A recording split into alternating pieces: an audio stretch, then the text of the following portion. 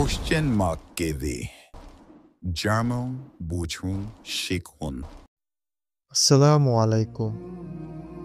আপনাদের সবাইকে স্বাগতম কোশ্চেন মার্ক টিভির নতুন আরেকটি ভিডিওতে। আজকে আমি যে ঘটনাটি শোনাবো সেই ঘটনাটির নাম হচ্ছে মহানবী সাল্লাল্লাহু আলাইহি ওয়াসাল্লামের একটি খাপ। সহিহ আল বুখারী শরীফে হযরত সামুরাহ বিন জুনদুব রাদিয়াল্লাহু তাআলা আনহু হতে বর্ণিত, তিনি বলেন, মহানবী সাল্লাল্লাহু আলাইহি ওয়াসাল্লাম ফজর নামাজের পর আমাদের দিকে মুখ ঘুরিয়ে জিজ্ঞাসা করলেন, রাতে তোমাদের মধ্যে কেউ কিছু স্বপ্ন দেখেছ কি? আমাদের মধ্যে কেউ কোনো স্বপ্ন দেখলে তা মহানবী সাল্লাল্লাহু আলাইহি ওয়াসাল্লামের সামনে প্রকাশ করত। স্বপ্নের কথা শুনে মহানবী সাল্লাল্লাহু আলাইহি ওয়াসাল্লাম বলতেন, আল্লাহ পাক যা ইচ্ছে করেছেন তাই দেখেছ। একদা মহানবী সাল্লাল্লাহু আলাইহি ওয়াসাল্লাম আমাদেরকে জিজ্ঞাসা করলেন, তোমরা কি আজ কোনো স্বপ্ন দেখেছ? আমরা বললাম, জি না, আজ আমরা কেউ কোনো স্বপ্ন দেখিনি। অতঃপর নবী করিম সাল্লাল্লাহু আলাইহি ওয়াসাল্লাম ফরমালেন, আমি গত রাতে একটি স্বপ্ন দেখেছি। দেখলাম দু ব্যক্তি আমার নিকট এলো এবং আমার দু হাত ধরে বাইতুল মুকাদ্দাসে নিয়ে গেল। হঠাৎ দেখতে পেলাম এক স্থানে এক ব্যক্তি বসে আছে এবং আরেক ব্যক্তি দাঁড়িয়ে আছে। দাঁড়ানো ব্যক্তির হাতে একটি লোহার আংটা। সে সেই আংটা বসে থাকা ব্যক্তির এক গালে ঢুকিয়ে দিয়ে গলা পর্যন্ত চিরে দিচ্ছে। অতঃপর আংটাটি বের করে পুনরায় অন্য গালে ঢুকিয়ে গলা পর্যন্ত চিরে দেওয়ার মধ্যবর্তী সময়ের মধ্যে চিরে দেওয়া গলা ভালো হয়ে যাচ্ছে। এভাবে তার গাল যতবার চিরে দেওয়া হচ্ছে ততবারই তা ভালো হয়ে যাচ্ছে এবং পুনরায় চিরে দেওয়া হচ্ছে। মহানবী সাল্লাল্লাহু আলাইহি ওয়াসাল্লাম বলেন, আমি আমার সাথী দুজনকে জিজ্ঞাসা করলাম, ইহা কি? তারা বললেন, সামনে চলুন। আমরা সামনে চলতে চলতে এক স্থানে দেখি এক ব্যক্তি পাথর দিয়ে অন্য একজন শুয়ে থাকা ব্যক্তির মাথা থেতলে দিচ্ছে। যখন সজোরে পাথরটি মাথায় মারছে তখন তা দূরে গিয়ে পড়ছে। অতঃপর লোকটি পাথরটি তুলে আনতে আনতে থেতলানো মাথা সাবেক অবস্থানে পরিবর্তন হয়ে যাচ্ছে। শুয়ে থাকা ব্যক্তির সঙ্গে দাঁড়ানো ব্যক্তির এরূপ আচরণ চলতেই থাকছে। মহানবী সাল্লাল্লাহু আলাইহি ওয়াসাল্লাম বলেন, আমি আমার সাথী দুজনকে জিজ্ঞাসা করলাম, ইহা কি? তারা বলল, সামনে চলুন। আমরা সামনে আগাতে থাকলাম।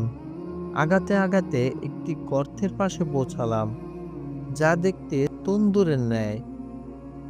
গর্তটির উপরিভাগ সরু এবং নিচের অংশ প্রশস্ত। গর্তের ভিতরে আগুনের লেলিহান শিখা দাউ দাউ করে জ্বলছে। ওখানে অসংখ্য পুরুষ এবং উলঙ্গ নারীদের জ্বলতে দেখলাম। যখন আগুন উপরে ওঠে তখন তারাও উপরে ওঠে, এমনকি তারা বের হওয়ার উপক্রম হয়, কিন্তু ততক্ষণে আগুনের তেজ কমে যায়, ফলে তারা নিচে পড়ে যায়। আমি আমার দুই সাথীকে জিজ্ঞাসা করলাম, ইহা কি? সাথী দুজন বললেন, সামনে চলুন। আমরা সামনে অগ্রসর হলাম। চলতে চলতে একটি রক্তে ভরা নদীর তীরে গেলাম। দেখলাম মধ্যখানে এক ব্যক্তি দাঁড়িয়ে আছে এবং অন্য এক ব্যক্তি নদীর তীরে দাঁড়িয়ে আছে। তীরে দাঁড়ানো ব্যক্তির কাছে বহু পাথর রয়েছে। মাঝ নদীতে দাঁড়িয়ে থাকা ব্যক্তি যখনই তীরে ওঠার জন্য আসে তখন তীরস্থ ব্যক্তি তার মুখে পাথর মেরে নদীর মধ্যে তাড়িয়ে দেয়। আমি আমার সাথীকে জিজ্ঞাসা করলাম, তারা বলল, সামনে চলুন। এবারও সামনে চলতে থাকলাম।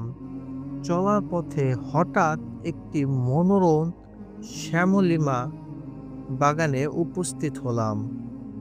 বাগানে একটি বিশাল বৃক্ষ রয়েছে।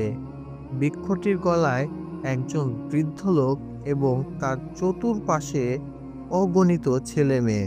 কিছু সময় পরে দেখতে পেলাম বৃক্ষটির কিছু দূরে আরো একটি ব্যক্তি এবং তার সামনে আগুন। সে আগুন জ্বালাচ্ছে।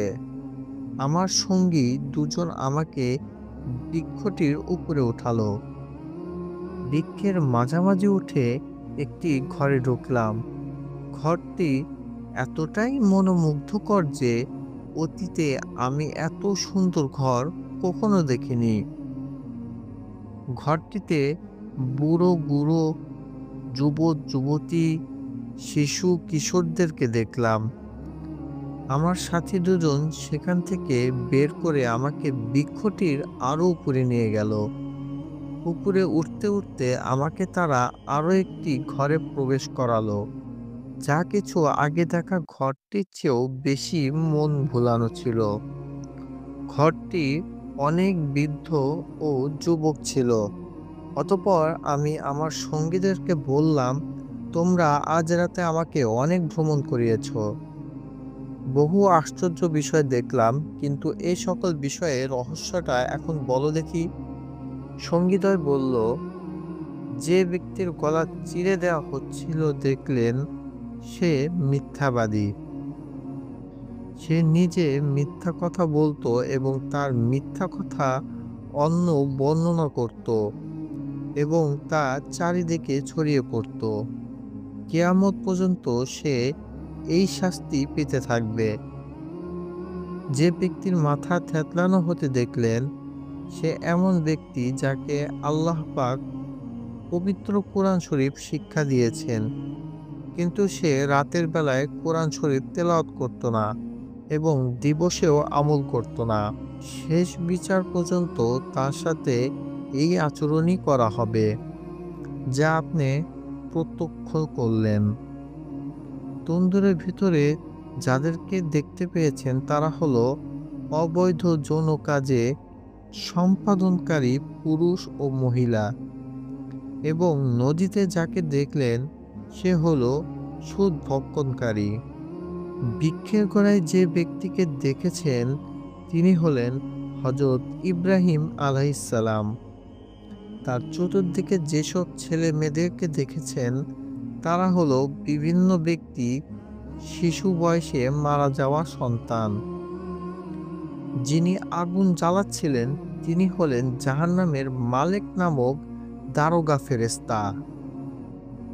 প্রথম যে ঘরে প্রবেশ করেছিলেন সেটি সাধারণ ঈমানদারদের ঘর এবং দ্বিতীয়টি শহীদদের জন্য।